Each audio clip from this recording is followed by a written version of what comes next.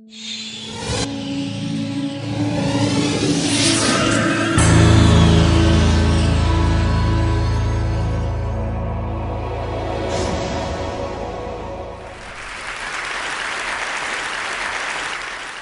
name is Amit, and 18 months ago, I had another job at Google, and I pitched this idea of doing something with museums and art to my boss, who's actually here.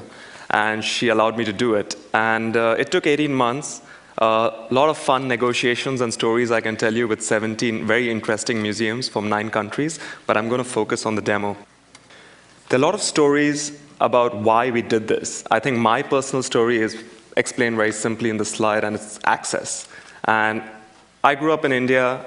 I had a great education, I'm not complaining, but I didn't have access to a lot of these museums and these artworks. And so when I started traveling and going to these museums, I started learning a lot. And while working at Google, I tried to put this desire to make it more accessible with technology together. So we formed a team, a great team of people, and we started doing this. I'm going to probably get into the demo and then, tell you a couple of the interesting things we've had since launch.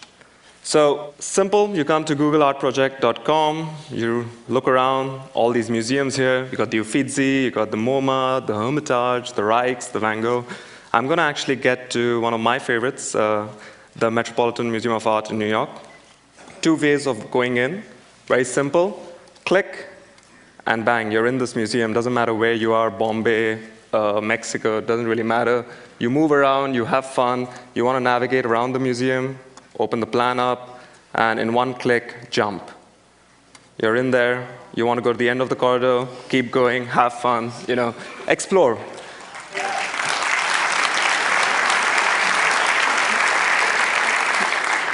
Thanks, I haven't come to the best part. So now I'm in front of one of my favorite paintings, The Harvesters by Peter Bruegel at the Met. I see this plus sign. If the museum has given us the image, you click on it.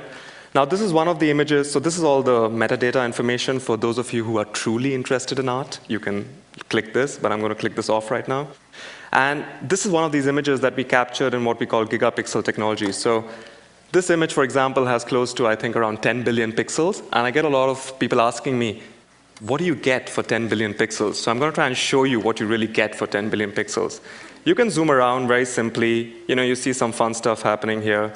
I love this guy. His expression is priceless. But then you really want to go deep. And so I started playing around, and I found something going on over here. And I was like, hold on, that sounds interesting. Went in, and I started noticing that these kids were actually beating something.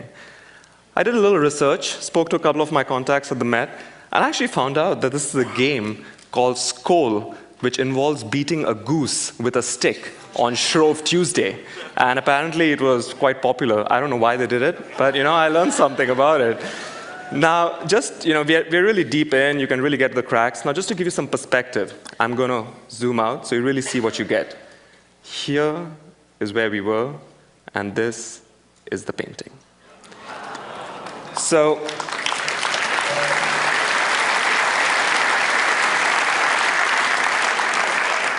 the best is yet to come, so give me a second. So now, let's just quickly jump into the MoMA, again in New York.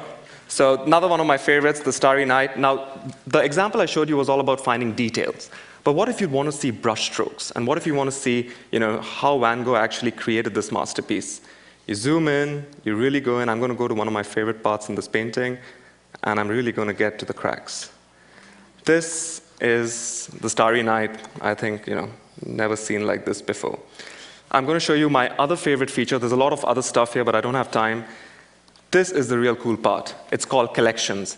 Any one of you, anybody, doesn't matter if you're rich, if you're poor, if you have, a fancy house, doesn't matter. You can go and create your own museum online, create your own collection across all these images. Very simply, you go in, and I've created this called the power of zoom. You can just zoom around. This is the ambassadors based in the National Gallery. You can annotate this stuff, send it to your friends, and really get a conversation going about what you're feeling when you go through these masterpieces. So I think in conclusion, for me, the main thing is that all the amazing stuff here does not really come from Google. It doesn't, in my opinion, even come from the museums. Probably shouldn't say that. It really comes from these artists. And that's been my humbling experience in this. I mean, I hope in this digital medium that we do justice to their artwork and represent it properly online. And the biggest question I get asked nowadays is, did you do this to replicate the experience of going to a museum? And the answer is no, it's to supplement the experience. And that's it. Thank you. Thank you. Thank you.